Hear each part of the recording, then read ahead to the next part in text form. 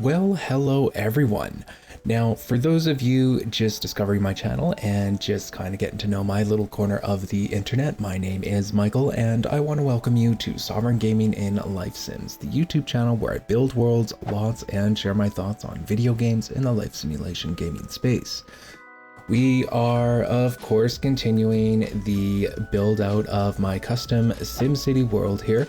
And as you can see on screen, I am switching things up yet again. And if you watched the last episode, you'll kind of know where we are at.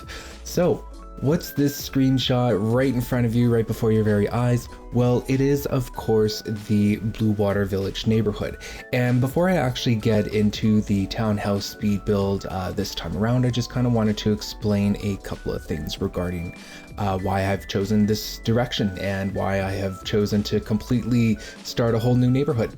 Well, firstly, I felt that we had a lot of inner city neighborhoods to go through, and just with the pace that I was getting episodes produced at and developing the different speed builds and all that, I just feel like it would be a long time before we actually get to some of the more suburban builds. And those kind of builds really appeal to different people and different players, of course. And so I wanted to just kind of get a head start on that and to start building out Blue Water Village to appeal to people who don't find urban builds their cup of tea, and B, also just to kind of balance and pace out the series a little bit better here.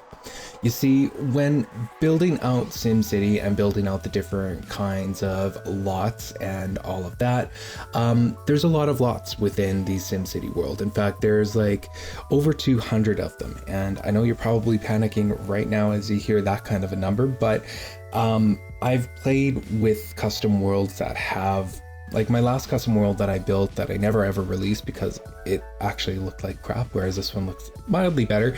The last custom world that I built, I actually did have 180 lots and it worked fine, and it was on a much older computer. So this time around with an actual gaming laptop and all that, I feel like I am just confident with building out this world. And yeah. So there's a lot of lots to go through, and the thing is that Blue Water Village, the suburb neighborhood just outside of the downtown core, it has over 60 lots in it, and a bunch of those lots are going to be, of course, single family homes, but there's also a couple of community lots in there. And I just felt that in order to best balance the my Sims 3 speed build series, that it would be a better idea to just kind of balance it with both inner city builds and also some suburban builds, just because there's so many lots. And like I mentioned before, sometimes urban builds appeal to certain players, sometimes suburban builds appeal to other kinds of players, and I really wanted to try and balance it with both, as opposed to concentrating on the inner city neighborhoods for a long time and then switching over to the suburban ones. So yeah, I really wanted to add more variety, I wanted to add more balance, and that's why I've decided to go in the direction that I am taking. So I just want to, before we get into the speed build, just want to explain a little bit of a vision here. So you see that boulevard that just kind of goes directly from the downtown, crosses the bridge as a set of twin bridges, and just kind of terminates on the southern road, which really functions as a national highway. Well, that is a street that I have named Main Street, despite it being a true boulevard. And so what is attached to Main Street is really some buildings, like some community buildings within Blue Water Village. And the vision for the suburb is essentially that there is some sort of a town center where there is just a little bit more density as it tapers out to the single family homes. So with Blue Water Village, I believe there will be a cafe, but there's definitely going to be a gym lot. There's of course going to be a park, a public pool, a cafe, and a grocery store, but also there are going to be a set of townhouses. And today we are building the first townhouse. And yeah, as the series continues on, we are going to be building out the western portion of Blue Water Village before switching over to the eastern portion. And probably by the time I get to the eastern portion, we might be building out the community lots for Blue Water Village, which will essentially occur when I'm done building out all of the inner city neighborhoods. So let's jump right into that speed build. Okay, you've caught me red-handed here. I've got some explaining to do. You see, one of the great things about creating my own custom world and by embarking on this huge speed build journey is that essentially there are lots of builds that I am personally very excited for. One of those is actually townhouse builds, and I've got several townhouse lots reserved for Blue Water Village. And so, yeah, you guys caught me. I sort of started on it way back when. And I just kind of wanted to do that just to sort of get it out of my system. But more importantly, I actually decided to build out this townhouse just to see how it will, just to see if I can do it for the most part, and just to see if it functions properly and what have you. And the good news is that I am able to do it. Now let's resume the speed build here, and I'll kind of explain the vision going on. This is a bit of a longer episode, so I can certainly take my time with explaining what's going on here. So essentially in Blue Water Village, I want the urban form to be very different from the rest of the urban core, and I also really want it to achieve its own sense of identity separate from the rest of the SimCity region here as we get into more rural builds, which is way far into the future here. But yeah, part of that vision was just kind of determining what would a suburb off of SimCity really look like. And to me, I really wanted it to be I didn't want it to be dense at all. In fact, it is indeed going to be mostly single family homes. And the way that I would imagine it is that as Main Street continued to get built out, it really developed into this organic town center for Blue Water Village, where the residents from all the single family homes would just kind of congregate and engage with, as opposed to maybe going into downtown, unless of course they wanted to go downtown for certain activities. I really wanted it to be sort of self-contained, and in a way explaining that the history of Blue Water Village, as I have interpreted it here in my Sims 3 world, is that it probably started out as its own separate town center entity that eventually got like amalgamated as a suburb for SimCity, or at least functions as such. And with that in mind, I would imagine that it would have different political powers as well. Now, I won't be building any political buildings per se, or any administrative buildings, but I imagine that Blue Water Village would make it a point of importance to retain its own independence, its own municipal independence from SimCity, even though it essentially functions just like a suburb. There are plenty of examples of that in the real world, and I won't bore you to death with those examples. But the reason why this is kind of important to the lore that I am kind of making up as I go here is that Blue Water Village would really want to retain its character as that suburb, and it would fight against density in a lot of ways. Sure, it would certainly have its own schooling system, and just with the way that The Sims 3 functions, it functions best when you only have one school in the world, unless of course you play with mods, but I'm making sure that this world is available to players who don't feel like playing with mods like that. So yeah. There's a school in Blue Water Village. I've already explained some of the community lots before. It will essentially, when it all comes together, it'll really function as that independent town center from SimCity. But yeah, they would fight against density just to retain their own independent sense of identity, and a lot of that comes visually, which of course is very important here. And with that, the density that they would probably fight against is tall apartment block towers, or anything I deemed anything over 2 floors high would be too dense, or too dense for Blue Water Village.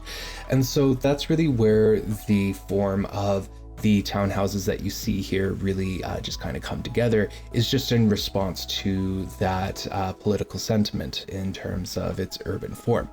So yeah, with Blue Water Village, I don't plan on building anything above 2 floors. Of course, I mean, Pleasant View is a natural offshoot from it, but that is of course the mansion neighborhood, so that's completely exceptional in its own right there. Whereas with Blue Water Village, I don't plan to build anything over 2 floors. It'll be, when we get to the single family homes, you guys will see it'll be a mix of bungalows and 2-story homes. And another structural piece of criteria that I am taking into consideration with building out all of the residential lots here is that they'll each have basements as well that players can actually function in. And that is a huge reason why this lot was so challenging, as you guys will see on screen there. You see, when I was building out this lot, I originally, I didn't put it on a foundation, which is another structural standard, construction standard that I will be implementing throughout the rest of Blue Water Village.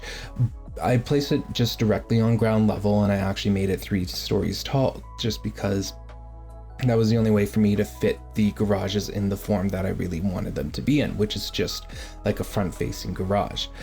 However, as you guys will have noticed on here, that obviously was not the vision that I ended up executing on. I decided to make the garage a drive-down garage directly into the basement level of the townhouse, and I feel like that really functions better at the end of the build, just because it doesn't give you so much space to work with, if that makes any sense. Okay, I'm not explaining that right. Okay. When I had originally done the townhouses and I had the garage on the ground level, I had like an extra level, a basement level that I really had to contend with. And I really didn't like that. It just kind of added too much space to this townhouse in particular. And I really just, didn't care for it at all. So I had done some research. I had looked up some of the guides out there because I know that drive down garages are possible in The Sims 3. It's just a little finicky with it, but luckily there's a really great tutorial out there, and I forget the name as I am recording this recording here, but I will post it up on screen so that you guys can find that tutorial yourself. And yeah, I just continued to build on that, and that was really the look that I was going for. It also took up quite a bit of space in the basement there, which was something that I actually welcomed, because I just felt like there was too much space when I had it on ground floor, plus giving each townhouse unit its own basement. There's just way too much space for me to work with within a single lot there. So I was very happy with the way that it all turned out, and that was a really challenging part of this build, was those drive down garages just on the front there. I think that they turned out great, but the biggest challenge with that is, of course, like flooding your basement, because if you dig too deep, you can actually flood your basement. Now, when I had done work on this lot before, I really wanted to test it just to make sure that I could actually pull off the look that I was going for, and then I would just kind of continue on from there. And yeah, that was a huge part of why a lot of this lot was already built by the time we jumped into the speed build here. It's just so that I could see for myself that it was something that was acceptable and something that I was happy to produce right in front of you guys. So one of the first things you guys would have seen me do with this lot is add in a screening of trees just on the southern edge of the lot.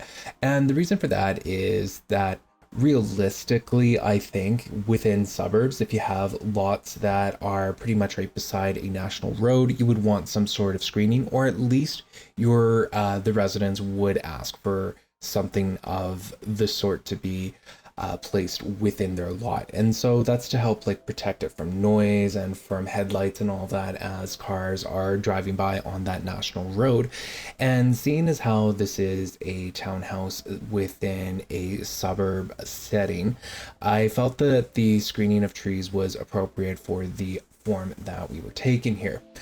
Speaking of which, okay, there's something that's really kind of soul destroying in this episode, and the only reason that I'm going to point it out is so that you guys are aware that I'm aware, and there is some significant tearing when it comes to the ground.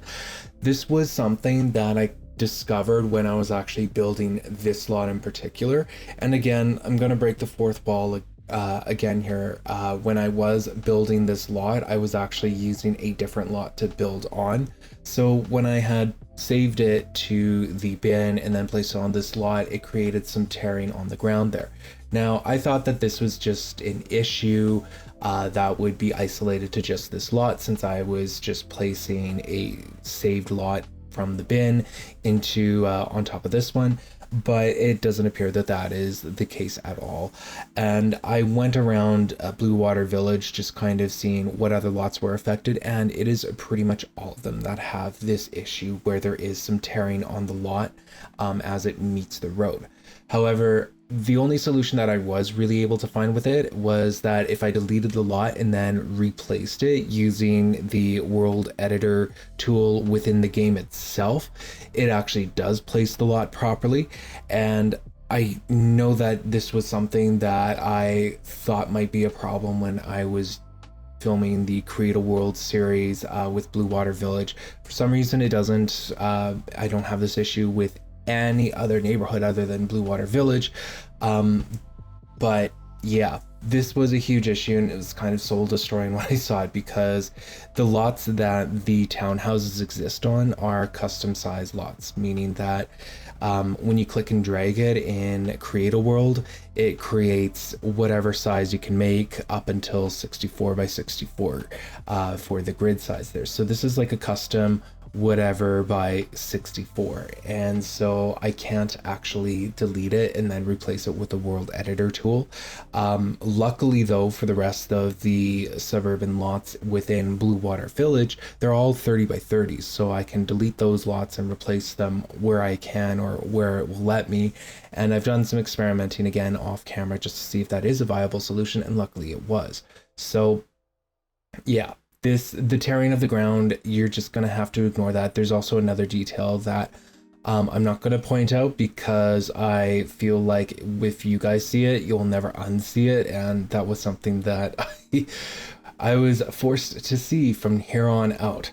What that just really means is that eventually, when I get around to it, which won't be for a long time, let me promise you guys that, I'll have to release a new version of the SimCity world as it is, just to try and see if I can fix some of these lot placements, because the tearing on the ground it's really unacceptable. It wasn't something that I really caught in the Create a World series. It was something I was a little suspicious of, and I did like delete and replace each of the lots in Blue Water Village. And let me tell you, that's like 63 lots that we're talking about here that I had to delete and replace, only to find out that it didn't actually make a difference when I put it into the game. And now that I'm actually working in Blue Water Village, I can see that I didn't actually solve the problem.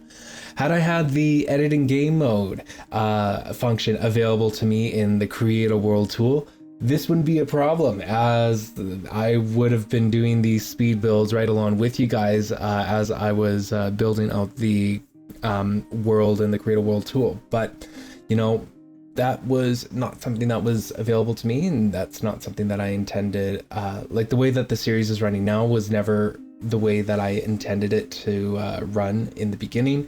But hey, I'm not complaining here, because I can still get a series out to you guys. But hey, that's just something that I had to do. So as you guys notice, the colors on here are all shades of blue, with one that's kind of like that arguable blue-green shade. But there was a method to my madness there, and in the beginning of this episode, you'll see that it goes from white to a dark blue. Well, I ended up reversing it, and the reason why is that I wanted it to emulate and be like a metaphor for a water wave that's rolling into the shore. Seeing as how Blue Water Village is called Blue Water, I really wanted that to be reflected in each of the townhouses. So you'll see me just do a jump cut, and you'll see the colors of the townhouses just kind of reverse. So it might be a little confusing. So that's why I'm kind of pointing it out loud that it was something that I did off camera, because it was very tedious as I was filming it. And when I was putting together this episode, it was just making the episode a little too long. So I was like, you know, screw it. I'm not going to put you guys through that ordeal. I would rather, you know, get the exteriors done within a relatively timely sense here. And, you know, get into the interior decor of it all, because I am sure that that is something that you guys aren't going to be waiting for. So yeah, Each of the townhouses go from like a dark blue to a white, kind of emulating, and I'll put it up on screen as well, like a rolling wave that's coming into shore, and it just kind of breaks when it reaches the sand and all that. And that was the feeling that I wanted to give these townhouses, and this is what I will be doing for the next set of townhouses within Blue Water Village as well. And it didn't make sense having it the other way around, because it suggests that the waves are going out to the ocean, whereas the ocean is in the north on this end, so it would be rolling into the south. So that's why I decided to reverse it, was just to match the motion of the ocean and the waves that are just bordering the northern parts of Blue Water Village. So yeah, that was something that I decided to add in. I think it looks very pretty, and I'm really glad that I did it. In fact, this set of townhouses really were turned out beautiful in my opinion. It's one of my best work I think that I've done. I don't think anything's topping Goth Manor anytime soon, but this really was a nice build at the end of this episode, and I think you guys are really going to enjoy it. I did spend a lot of time on the exterior, and I know that this is a lot of time and energy placed on the exterior designs of these townhouses, and it's all for a good cause, I swear to you, other than it just looking decent. I plan on reusing this townhouse for, let me count them out. There's 4 others. For 5 other lots within Blue Water Village. You guys will see why in just a moment, and I will be rebuilding the interiors for each of those townhouses. So it's not like the next townhouse build in Blue Water Village is going to be a longer episode. It'll likely be a shorter episode, as I'll just be focusing on the interior design and redoing the work there. Whereas in this episode, in today's episode, I really wanted to show you guys the exterior building process and how that all works. Speaking of which, as you'll see on screen, you'll see like hints of a couple of floor plans built out within the townhouses. Well, that was a part of the work that I had done off camera, like way before I actually tackled this project. And while I was desperate to build out townhouses, I built out some floor plans just to kind of get a look and feel as to how I want the townhouse to actually function. I do kind of change it on the fly. So I built out 2 versions of the floor plans.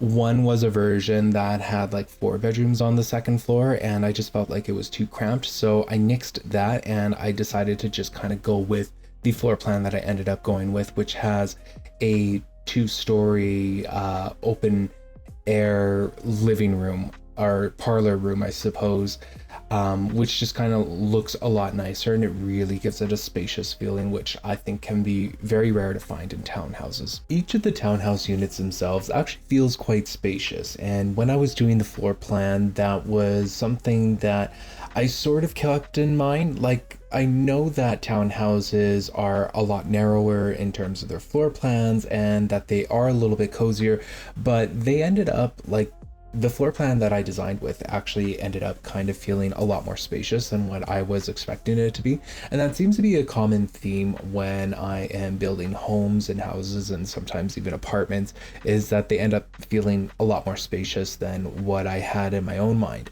Now, that's not to say that I was intentionally going for a cozy feel, although with townhouses, of course, like, they're going to be cozier than a single family home. But yeah, I'm always like pleasantly surprised as to how spacious my homes and all that actually end up being.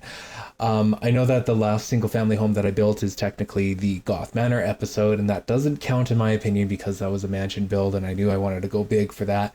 But I would say, yeah, the other example that I can think of is the Bridgeview home that I built. I thought that that was going to be a lot narrower and that I was really going to struggle with space and all that. Again, pleasantly surprised that this is not the case for the townhouses that I've built here either. And I think a lot of that can be credited to the floor plan, just with the way that it's laid out. And I'll explain a little bit more on that a little later on this episode. But I wanted to point out that the spacious, like The Sims 3 in general, kind of demands a more spacious approach. You see, in The Sims 4, something that I've noticed with The Sims 4 is that everything feels like, I'm going to be a little critical here. I'm going to say that The Sims 4 feels a lot more claustrophobic to me. Like, I get that a lot of the better builds out there take on a more cozier approach when tackling The Sims 4, but it just feels too cozy. It feels claustrophobic for me with The Sims 4. And I honestly thought that I was going to run into that with this issue, with this build as well, but I really didn't.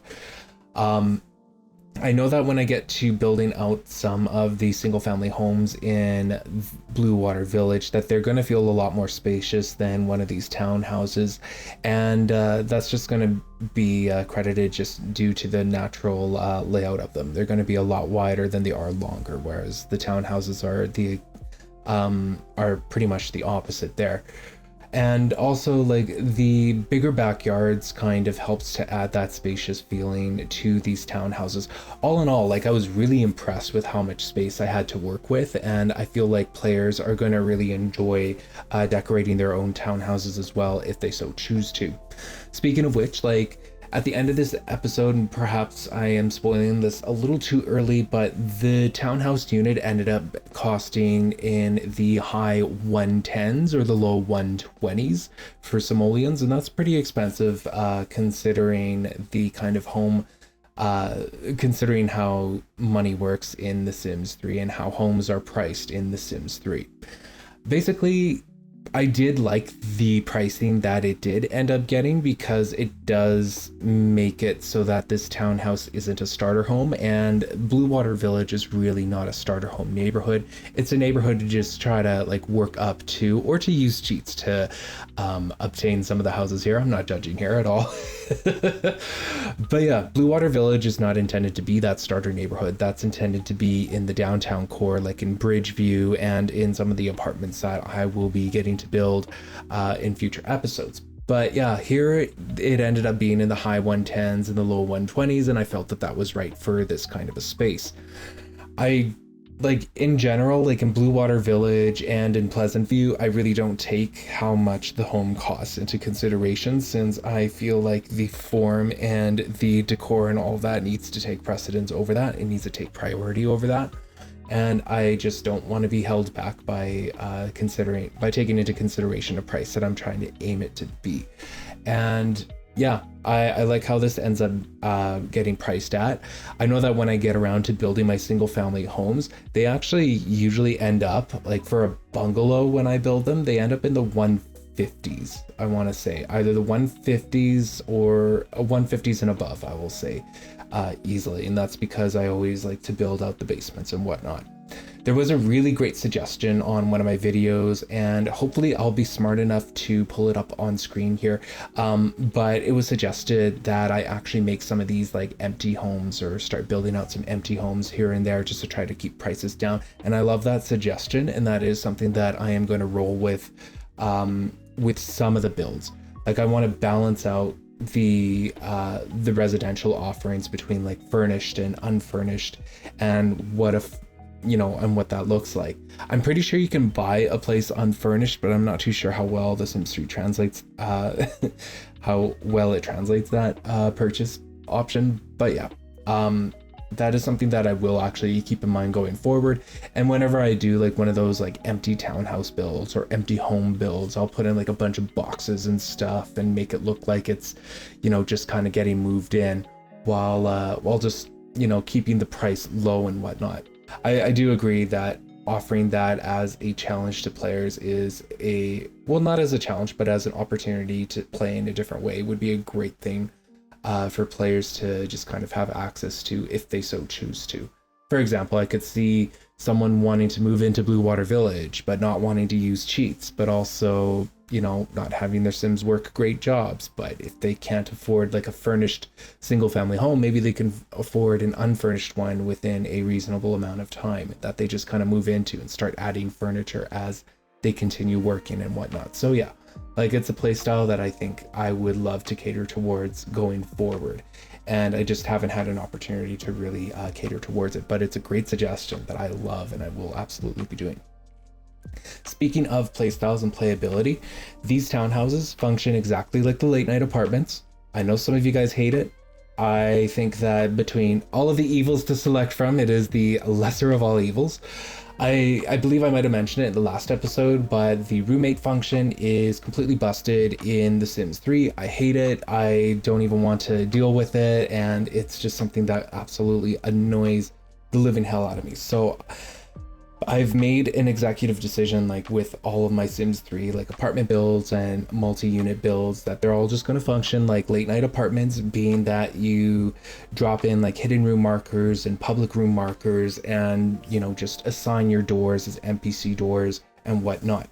So what this means for this particular lot build, and you guys, well, I've probably already shown it, judging from the speeds that I put these at, but what you'll see is you'll see me just kind of build like a small little entryway within each of the unused units, and I drop a public room marker on those and another door inside, just to kind of like give it like this sort of fake porch feel in a way. I didn't want to ruin the form of the other townhomes here, so that's why I kind of did it in this sort of sense, and then I assigned the door as an NPC door. Now I don't have to do that, and if this is something that bothers you as a player, you can obviously just delete it all together and just like keep each of those units with the hidden room markers. But the thing with late night apartments is that in order for you to assign a door as an NPC door, it has to connect to a hidden room that is also connected to a public room. I think that's a logistics. Anyways, it doesn't allow me to assign each of those doors as NPC doors if it doesn't have that like little inner porch, that little entryway with the public room marker on it. The game just doesn't do it for some reason, and it is annoying. And when you can't assign those doors as NPC doors, then neighbors don't actually spawn. Well, and that's really why I chose to like take the direction that I did, was just to adhere to the late night apartment functionality here and there. Now, my thing with this is just that, you know, I have play tested it and it has worked. And even though it's an annoying mechanic, it's one that I have just chosen to deal with going forward. I feel like it causes the least amount of problems, and there are absolutely some great apartment mods out there for The Sims 3, but like I mentioned earlier, I'm not building for mods. I'm trying to build for those of you that just have access to the entire franchise and with access to all the expansion packs and don't really deal with mods like that. So that is why I've made that decision going forward, and that is how the townhouses function. Now I've got another set of like inner city urban townhouses that, again, this is like a spoiler for like a year out from now, but I have also kind of like pre-built those too, just for the same reasons that I pre-built this one, to test functionality and all that. And you know, the same kind of logistics was used for that. Speaking of logistics and apartments and late night functionalities and all that, I've placed the mailbox and the call box right on the unit that your Sims will actually purchase and live in for that very purpose. I find that, like, you know, adding in some sort of a public area, like it just wasn't going to work for this lot. And so I decided to err on the side of being convenient for Sims players by placing the mailbox and the call box just like right on the unit that your Sims are actually living in. That way, like when neighbors actually visit your Sims, they'll just be walking on the porch of the unit that your Sims are actually living in, and same with the mailman as well. When they actually come to deliver the mail to your Sims living on this lot, it just gets delivered straight to your own unit, and your Sims don't really have to walk too far. When I replicate this set of townhouses on other lots, because like I mentioned before, I'm going to copy and paste this and then just redo the interiors in separate episodes, I will be moving the call box and the mailbox in to the different units that I have assigned and deemed to be the livable unit for that separate lot. But that is something that I will show you guys in an upcoming future episode sometime down the line. Before I talk about the interior design, I'll just kind of touch on that I tried to keep the landscaping simple on the front part of the townhouse, only because I feel like the rest of the townhouse just kind of speaks for itself, and it didn't really need to be overly done with tons of flowers and bushes and whatnot. I kept it simple. Might be something that I edit at a later time, but I actually like the way that it turned out, so I'm keeping it that way.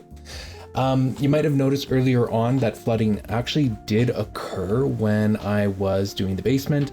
It was honestly some bullshit. I was doing the basements and for some reason it dug too deep. Guess I can insert a Lord of the Rings meme there if I really wanted to. And it started to flood the basement. For a minute there, I panicked and I was thinking about maybe redoing the townhouses entirely. But luckily, I just kind of stuck to the vision and I just decided to adjust the flooring with constrained floor elevation false on. I'm pretty sure that I did all of this off camera for the fixing of the flooding. So it would have been a similar issue it would have been a very similar solution actually that I did for the metro station build that I did way back when. Okay. Let's now talk a little bit about the interior design. So as you guys might already know, I do have an addiction to neutrals. I love whites and neutrals, and that's kind of what I was going for the theme of the interior of the house. I really wanted it to be magazine worthy. You know, this could be maybe the show home for all of the townhouse complexes that get built within Blue Water Village.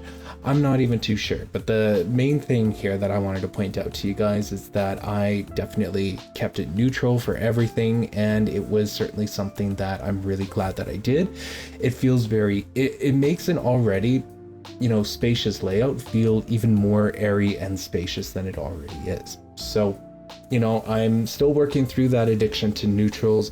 I would have used pretty much a similar color palette that I did with the Crumple Bottom Chateau Mansion build that I did way back when. So that's kind of, that's kind of something that I shared in terms of like a color palette and all that. And you know what? I'm not apologizing for being addicted to neutrals. Like I bet you I'm going to be doing one for a single family bungalow, probably another neutral palette for a single family 2-story, and I'm sure that I'm going to do like an apartment build that just uses all neutrals. So, you know, that is just going to be the case there. The only downfall with using neutrals is that it doesn't add a whole lot of personality and spunk to the interior, which is something that I will address in the next townhouse build whenever I get to it. And you know what? As I'm saying this now, I'm pretty sure that the next episode is going to be a neutral interior design as well. So, you know, I hope you guys like neutrals because we both know that I do. One thing that I wanted to point out here in terms of the first floor layout is that with the layout, I originally made the media room actually a dining room, and so I switched that over to a media room because I really like the way that the living room didn't have a TV. The focal point is a fireplace. It's a gathering space. It just looks really nice there. In olden times, I believe they called a certain room like a parlor room where you show off your best furniture. Well, I guess that was kind of in my head subconsciously when I was doing the living room because I really didn't want to put a TV in it. And so I just kind of kept it with just seating, a fireplace, some bookcases and all of that.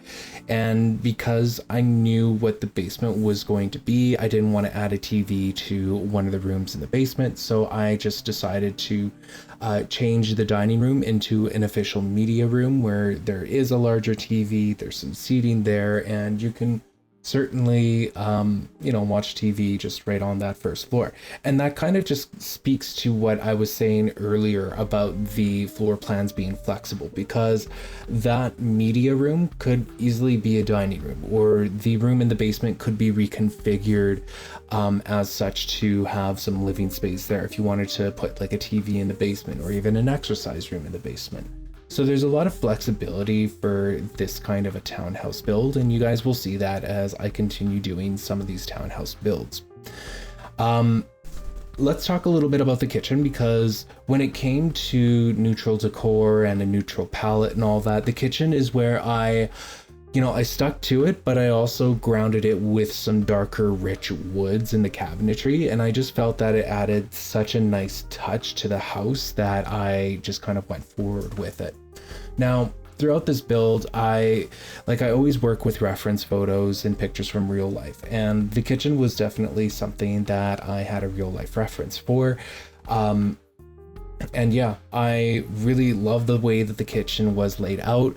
I use a marble backsplash, which is something that I don't usually do. I usually like to use a tile backsplash, and I say that now as I realize that I used a marble backsplash back when I was doing a penthouse build, but whatever.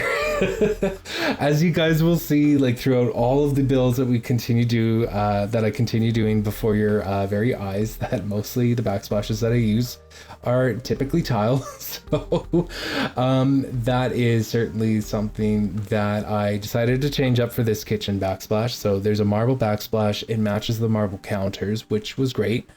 And you can tell again that there's a tiny bit of a color difference, a shade difference, I suppose, between the countertops and the walls, the marble backsplash for the walls. It's an annoying little thing that The Sims 3 likes to do just to keep us on our toes, I suppose. But you know, I can guarantee you that the color hex codes match exactly. It's just that it doesn't translate from one material to the other eloquently or exactly as it should. But whatever, I've learned to live with a lot of things I can't change with The Sims 3, and I guess in real life too. So I just kind of let that one go. I just know that in my head and in my heart that it matches. Okay. So another thing about the kitchen is that I gave it a walk-in pantry. This is another feature that I want to continue doing for all of the homes in Blue Water Village, including like the townhouse complexes. And with this walk-in pantry, I kind of just ran out of ideas, and I feel like it is facing a similar conundrum that my closets face, in that they are essentially just pieces of set dressing within the home. I don't mind a little bit of set dressing here and there. Like I said, like I've always said throughout all my episodes, like there's a time and a place for set dressing, but with the walk-in pantry, I added in some of those shelves that came with one of the store item sets, and I just kind of called it a day after putting in some foodstuffs in it, because a lot of the food items would actually clash with the upper shelves, which is kind of annoying. I might actually edit this in with just a bunch of wall shelves. That might actually be the better idea going ahead, but I'm gonna open it up to you guys and see if you guys had any suggestions for items and ideas to put into a walk-in pantry. Feel free to comment below with your suggestions there. I really don't mind. You'll also notice that I put in some pet bowls here and there. I actually end up removing them at the end of the episode. I just didn't feel like this particular townhouse really accommodated to pets well enough, or adequately enough, I should say. And so I actually removed them just to kind of discourage that sort of gameplay. And I know, like, I kind of hate that I'm having to discourage pet gameplay when pets are an integral part of your Sims lives and all that. But yeah, I removed the pet stuff at the very end of this episode just because I didn't feel like this lot really adequately accommodated for it. And besides, I was really going for that magazine ready, that show home ready kind of decor style with this particular townhouse unit, and so I decided to remove the pet stuff. So yeah, hopefully you guys aren't too mad at me there, but going forward, like, I am going to obviously take pets more into consideration when doing my lot builds. And that will especially be apparent in Blue Water Village, where I think would be a very pet-friendly neighborhood. Eventually, you'll start seeing me working on some of the second floor layout if you aren't seeing it already. And basically, I am just kind of, well, experimenting with some of the bedroom and bathroom layouts. You see, when it comes to showers and bathrooms, I feel like they just don't emulate that they are walk-in showers well enough. So I always like create its own little walk-in shower room, I suppose. And so that's something that I always try to calculate when doing bathrooms in houses like this. And so that was something that I wanted to have in each of the full bathrooms. And For a townhouse of this size, I wanted it to have at least 3 bedrooms, including a master bedroom. And so I was really struggling with finding what sizes that those bedrooms were going to be. And I guess, like, you know, hindsight is 2020 after all. And what I could have done with the layout is I could have had the landing of the stairs just lead directly into a hallway and have all the rooms just to the left side there. But that wasn't the case. And and yeah, that wasn't the case, and that wasn't what I wanted to have happen for this layout, and it wasn't an idea that I thought of. So I was playing around a little bit with the bedrooms and bathrooms, just trying to get the sizes right. And, you know, to contend with that walk-in shower standard that I wanted to have for the full bathrooms, I also wanted to have those closets for the bedrooms. So if you are new to this channel, you'll know that I kind of struggle when it comes to creating closets with the bedrooms. I always feel like I have to create like some sort of a fake closet, which I really do. The mechanics of The Sims 3 really don't lend themselves well to closet gameplay, I suppose. And so I always have to, like, you know, sometimes use move objects, or always, all the time I have to use move objects for the closet doors, and the doors I've never really liked for any of the closet spaces I've created. And again, this is a reminder for myself to make some more closets in the Crumple Bottom Chateau build, because that was a time when I was not doing that. So eventually I will remember to do that. But anyways, the bedrooms and the bathrooms on the second floor, they eventually do come together, and I do like the layout that they do end up being, and you'll see exactly how they turn out as well. One of them feels a lot smaller than the other bedroom, and I'm not taking into account the master bedroom at the east end of the lot there, but yeah, one of the bedrooms is definitely larger than the other. So for the smaller one, I just kind of made it into a kid's bedroom, and you'll see how that all turns out. The garage that I have is super simple. I made the design super simple. I don't feel like I needed to go all out with a garage. And I have started to see recently, like, I guess on Pinterest, but also in other places as well, that people are really redesigning their garages to make them into a proper space and all that. So that is going to be something that I will take into consideration going forward. And yeah, so the garage is super simple. I ended up adding in the electric boxes towards the end of the episode just for future builds, because when I do future, when I copy and paste this lot onto other lots and build out the inner decor, I know I've mentioned this already, but just as a reminder, I do plan to switch which unit is livable or playable for the players. So that is something that I will continue to do. The way that I do decide which unit is playable for players is that I try to determine like which unit would be the best one out of the bunch. Now, for my eagle-eyed viewers out there, you'll notice that the basement on the very end of this lot, at the very end of the last unit on the south side, it's smaller than the rest. I, again, had to take the L on that one just due to the Sims 3 gameplay mechanics, and it was just going to make a wall look really weird and stuff. So again, I just took the L on it and just kept it moving. But that will never be one of the townhouse units that I'll ever build out and do the interior decorating for, just because it does have less space than the rest. Whereas, you know, when I drop this lot into the other spaces that I have it planned for, I will absolutely determine which one I feel just has like the best views, if it's close enough to the town center and all that. So, you know, there is some criteria that goes into it, but it is mostly subjective after all. Anyways, I was working on the bathrooms for a little bit here, and the reference that I was using, and again, I was just searching up like neutral white bathroom. So neutral white modern bathroom, if you really want to take the SEO terms for that. And one of the bathroom references that I got actually used vertical tiles, and I don't really use vertical tiles, like lawn vertical square tiles. And so I decided to just kind of find a pattern that sort of matched the reference that I was using, and I decided to just kind of lean into that direction, and I feel like it turned out well.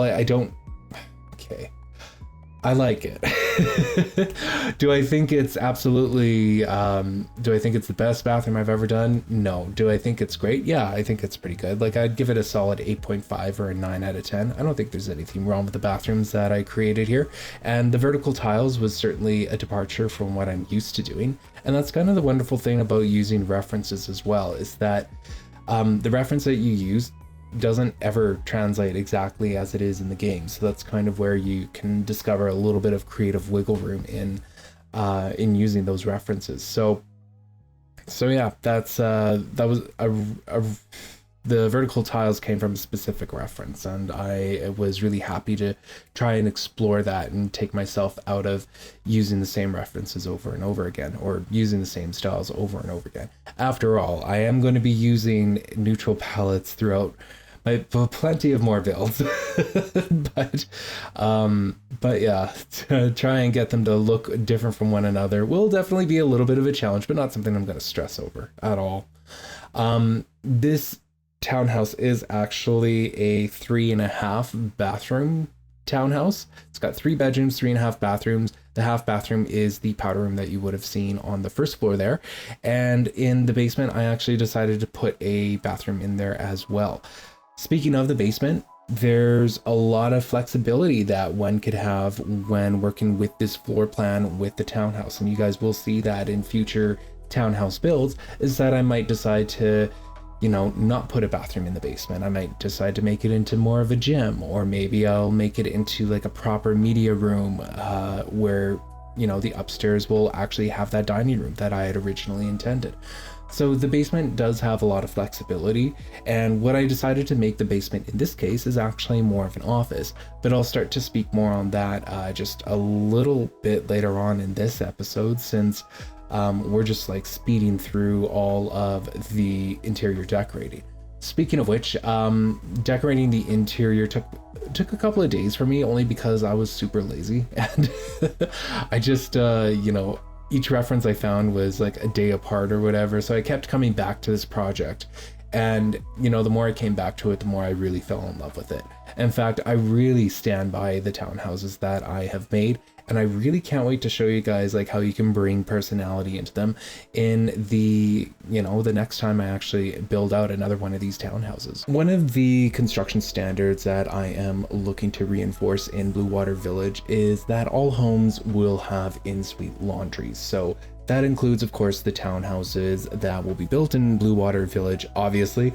So each townhouse unit will have its own laundry. And the reason for that is really, I kind of feel like it just helps to, it really helps to make Blue Water Village that suburb, I guess, upgrade, if you will, if you consider like suburban living upgrade.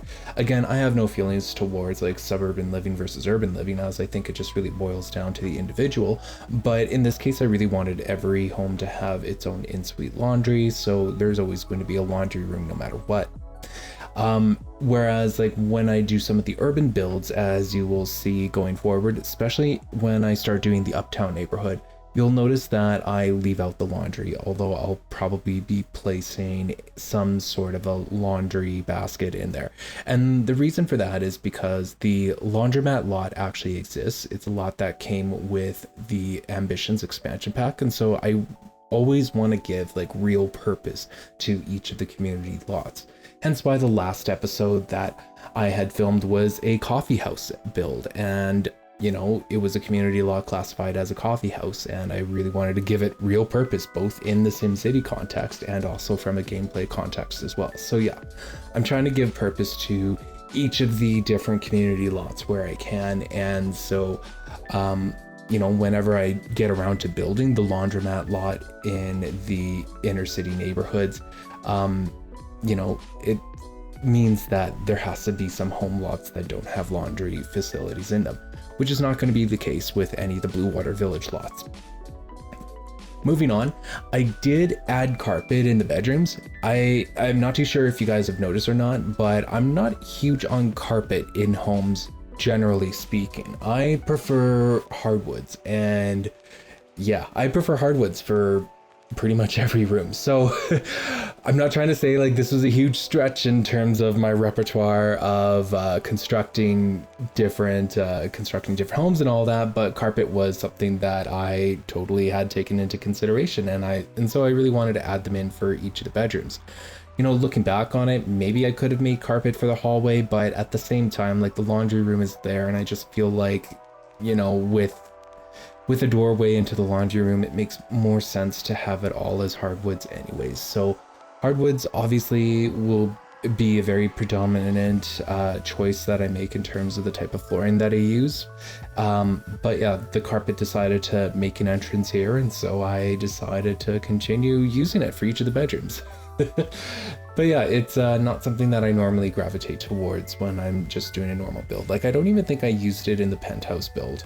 I know I used it actually in the Bridgeview single family home build. I used a little bit of carpet there, but that was kind of something suggested by the references that I was using for the, I guess, oh, what references was I using? It was suggested by the references that I was using for it. Moving on. The master bedroom really had minimal details added to it. I really just wanted an accent wall, and from the references that I was using, it had an accent wall as panels, and so I just kind of decided to completely use that idea. So the accent wall within the master bedroom is those set of panels. I'll probably end up overusing them by the end of this build series. I'm sure you guys will be sick of them by the time I wrap up this series, which won't be for a long time. But yeah, that's what I use for the accent wall in the master bedroom, and then I decided to use it on all of the other bedrooms. So now the master bedroom isn't as special as the other bedrooms anymore. However, it is more spacious, so you know, it kind of makes up for it in that. I did find a mirror actually that I rarely ever use that really complemented the bed that I used for the master bedroom very well. So I, you know, just decided to lean right into it. And I use that mirror. Speaking of which, like, I really don't like all of the bed choices that I have, and if I was a little more courageous when it comes to downloading different objects, I should probably search for something outside of the Sims 3 store that I should download for a bed. I was really looking for something kind of minimal, and nothing was really fitting the bill, and yeah, nothing was fit in the bill except for the bed that I chose, and even then, like, I'm still kind of unsure on it. Like, I didn't want it to be a cheap bed because I don't want Sims to have that stupid cheap bed not emoji, moodlet. Oh my goodness. My coffee is worn off at this point. So yeah, I didn't want Sims to kind of have that experience, and that is sort of something that I kind of keep in mind when designing these buildings and building them up. For the other two bedrooms, I kind of, you know, again, I use the same color palette, and I am totally going to admit it right now, that I was sort of being a little lazy with the other two bedrooms. And I really wasn't giving them too much of a personality. They're very, it's very lightly suggested that one of the rooms is a teen room, and then the other one is a kid's room with the bunk bed. Now, the bunk bed that I ended up using in the kids' room is a little bit glitchy. Like when I reloaded the save, it, you know, did that thing where it like double placed the bunk bed on top of it, which is kind of annoying. It is totally going to be something that I consider replacing when I get around to doing some sort of a Blue Water Village edit episode, or some sort of an edit episode. I don't even think that I'd be able to do a Blue Water Village edit episode within one episode, because there's so many lots in Blue Water Village alone. Anyways, I'm kind of getting ahead of myself, but the bunk bed that I use kind of glitches and it double places itself, and it's annoying, and it's one of the bugs that they didn't actually fix. So that is something that I will consider replacing whenever I get around to editing these lots and giving them that that updated polish, I suppose.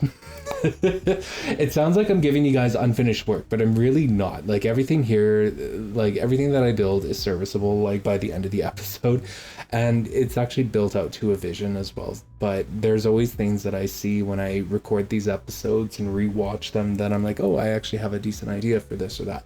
So, you know, whenever I get around to updating these kind of lots, they'll certainly be recorded in some sort of an editing episode way far into the future. But yeah, the bedrooms at the end of this I felt were both functional, realistic, and also they felt a little cozier. And I know I spoke about, you know, The Sims 4 feeling a little cramped or a little claustrophobic earlier on this episode, but this is but the bedrooms here actually feel a little more realistic to me, especially in comparison to the scale of, you know, these bedrooms versus real life bedrooms. And that's something that The Sims 3 and The Sims in general doesn't really get right, is the scale of the game versus real life. But, you know, you have to take some creative liberties where you can, and I'm sure that a lot of gameplay functions have had to like be taken into consideration when designing the game. That's something like part of the foundation of the game that I don't really find offensive per se. I just find that it's like one of those details that stands out once in a while. And this is a case where I feel like the scale of these bedrooms would actually match to what you would find in real life. So one of those rare cases here. And yeah, still very happy with the way that they turned out. And like I believe I've mentioned it earlier, but I do play test every build that I do.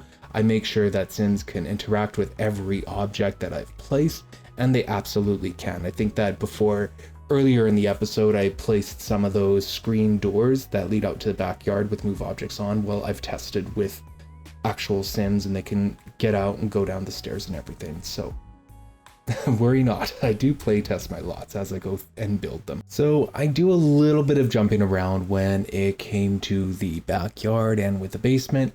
And honestly, I just had one idea for the townhouse, for the playable townhouse unit that I wanted to do. So I just kind of finished up the idea there with the backyard.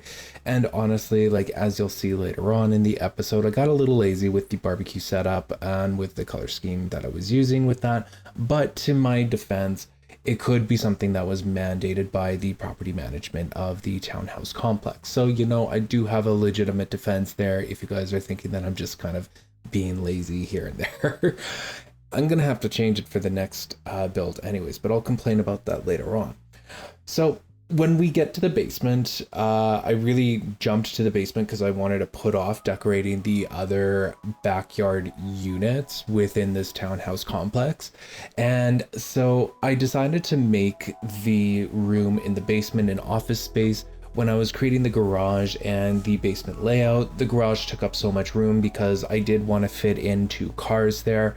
Another building standard that I have with Blue Water Village is that I want to give players the option to at least own 2 cars on the townhouse residential lots, and then owning 3 or 4 cars in the single family home lots. I haven't yet experimented to see whether 4 cars is possible, but 3 definitely is. And the reason for that is just simply because Blue Water Village is a lot more car centric, and I imagine that you would have, you know, 2 adults owning a car each, and then, you know, as their kids get older and grow into teenagers, they would own their own cars as well. Driving a car in The Sims 3 is firstly a feature of the Sims 3 franchise that not all franchises can really boast about, but it is also something that is pretty necessary in the Sims 3 world. And with SimCity having such a large layout that it does, it becomes very necessary if you live outside of that downtown core where there aren't any subway stations and whatnot. So owning cars is a very important thing, and that's something that I have kept top of mind throughout all of my builds, even when I have been doing the urban core neighborhoods. Like with builds on that, I've kept that in mind too. And so, you know, in the townhouse complex, the only way to fit in 2 cars was really to put the parking spots on top of each other, so it made the garage really long, and so that also kind of made the rest of the basement really long as well. And so that kind of limits the options when it came to designing out what the basement would actually look like. Now, in retrospect, I can shorten the garage and actually, you know, add in like have a completely different layout with the basement. Like there's nothing stopping me from doing that, especially now that I've gone through the struggles to actually place the basements in each of these different townhouse units. But yeah, the layout of the basement really took on the form of having a bathroom, like a full bathroom. I was originally going to put another bedroom down here, but I decided to make it in an office space and just to really try to tell a different story of the lot. I know I was going for like magazine ready, possible show home with this townhouse unit, but I decided to make the office space kind of tell a bit more of a story in terms of it being like owned by a private investigator, like maybe a successful private investigator owns this unit and they need a place to do their investigator work. So I decided to add in a bunch of objects that I would think would correspond for a successful career. I added in a drafting table and an art easel as well. Just some skill objects that I felt kind of suited this space. It really is a storage room that has been repurposed as some sort of an office. And yeah, the camera came from the Generations expansion pack. Don't know how to work it to save my life, so I'm sure that there is a guide out there in the YouTube universe that you can watch if there is some handy way to use the video camera, but I'm not sure how it works. I just know that it was very picky about where I could place it. It wouldn't let me place it on the desk, so I had to put in a whole entire table for it. Kind of dumb, if you ask me. And I have I have a lot of reservations about the Generations expansion pack in of itself that I will eventually get to talking about one day on the channel, but that's not today.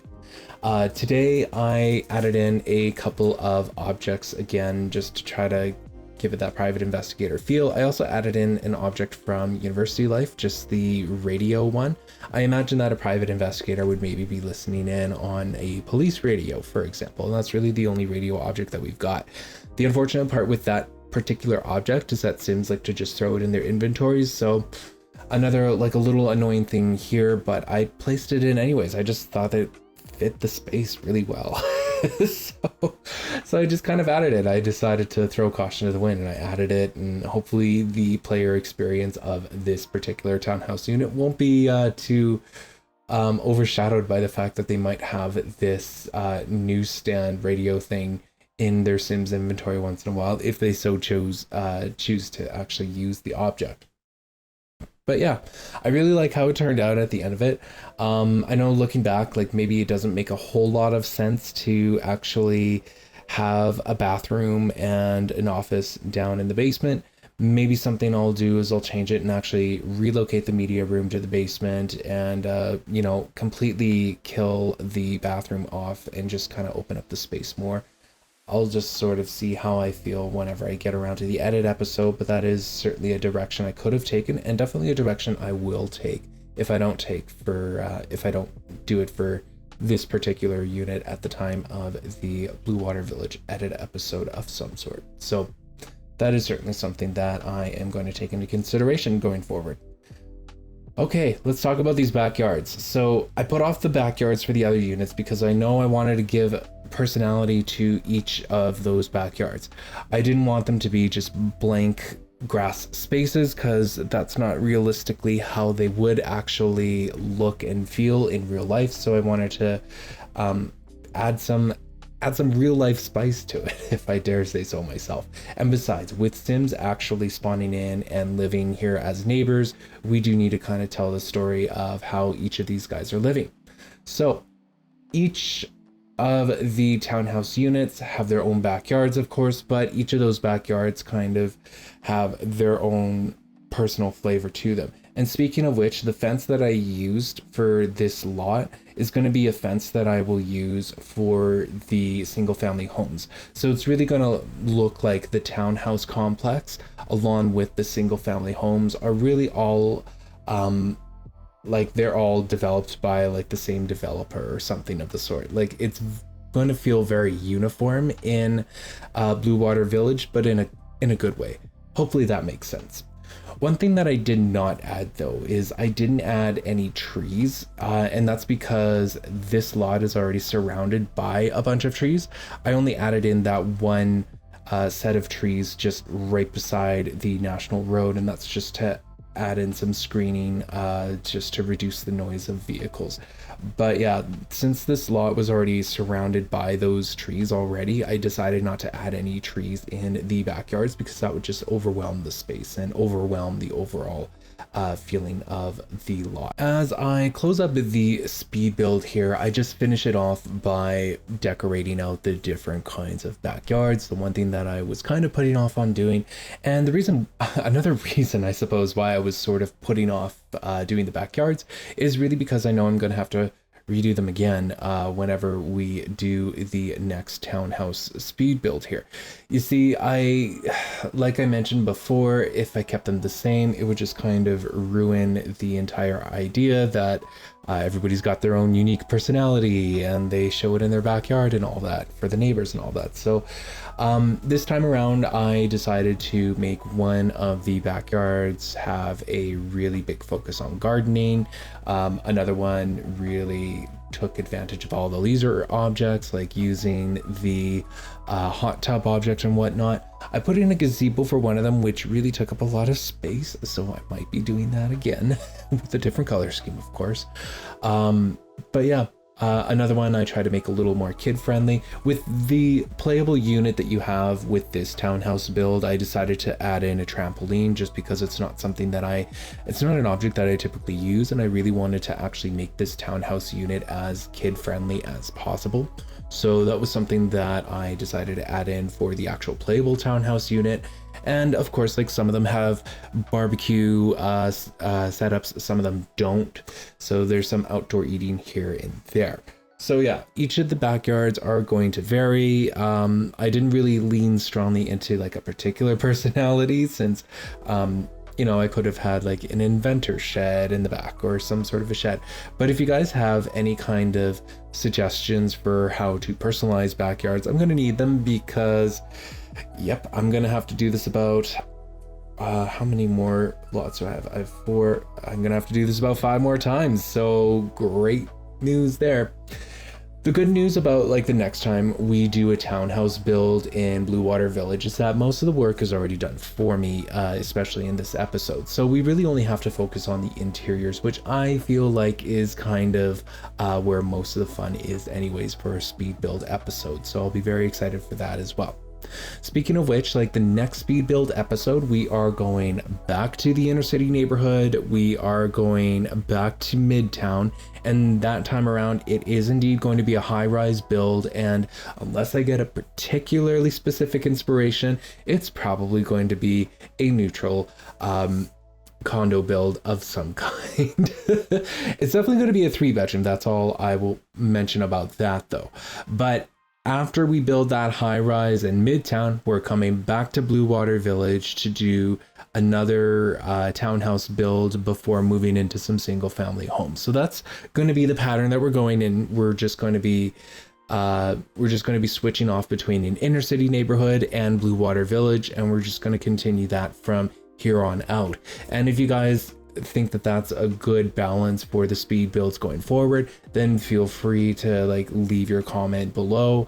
I don't mind changing things up if you think that the old way of doing things where we just concentrated on finishing neighborhoods was the better way to go, then I'm fine with switching gears and doing that as well. But yeah, that is something that I am just going to kind of feel out with you guys there before completely committing to it. Otherwise, I'm just going to continue doing this. One of the advantages to actually doing this, or one of the perks, I suppose, to doing this in this way, in terms of like switching between an urban neighborhood and Blue Water Village, is that you guys will be able to see the skyline slowly grow in the background. And I've always been pretty good at taking pictures of the skyline for each of the urban builds, but I think that with one of the Blue Water Village buildings in the foreground, that it really puts it into perspective that Sin City is a pretty big city and it's got an impressive skyline, or at least I think it does anyways. I kind of built it, so maybe I'm a little biased there. But anyways, that's gonna about do it for today's episode. I know it has been a long one here, but If you've enjoyed this episode, then feel free to like this video and consider subscribing if you haven't already. Again, the next episode is going to be a high-rise condo build, and it's a 3-bedroom one at that. So there is a lot more to go into that one, and I can't wait to see how it turns out. I haven't built it at the time of recording the audio for this episode, so I really don't have too much more to tease with, unfortunately. But anyways, I just wanted to take another minute here to say thank you so much for watching. And again, if you enjoyed this video, feel free to like and subscribe and all that jazz. You know what to do. And anyways, thank you so much for watching, and please have yourselves a wonderful day.